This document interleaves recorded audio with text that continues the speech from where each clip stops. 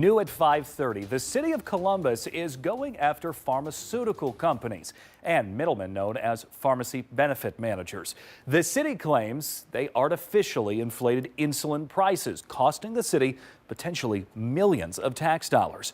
Columbus is now joining 6 states and other cities in this lawsuit, saying the drug makers and the middlemen need to be held accountable. Now, this afternoon, 10 TV's Doug Petcash sat down with City Attorney Klein to get answers about what's behind that suit and how much it's going to cost the city.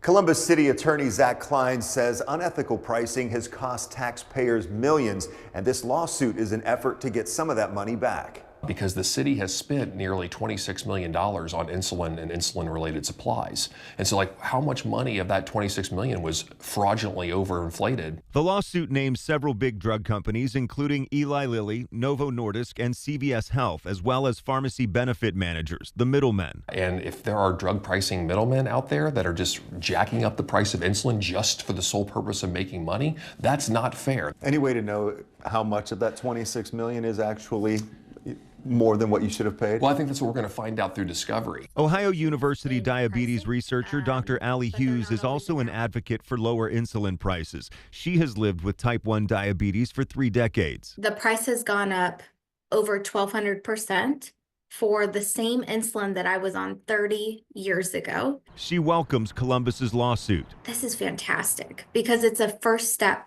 in the right direction to really put pressure not only on pharmaceutical companies, but really the middlemen. Case Western Reserve University law and bioethics professor Sharona Hoffman says there is no law in the U.S. that prohibits companies from charging whatever price they want, no matter how high. She also says this type of case can be difficult to prove. But not impossible, and of course the goal is always to get a settlement, to put enough pressure on the defendants that they say we don't want to go forward, we'll just settle. Why file the lawsuit now? This has been going on for a while. But we had to work with the Department of HR to look at our own books to make sure that we were a victim, and we do believe at this point we're a victim. Klein says the law firms handling the case only get paid if the city wins, so there's no upfront cost for the lawsuit to Columbus taxpayers, and then it would be a percentage of the city's award.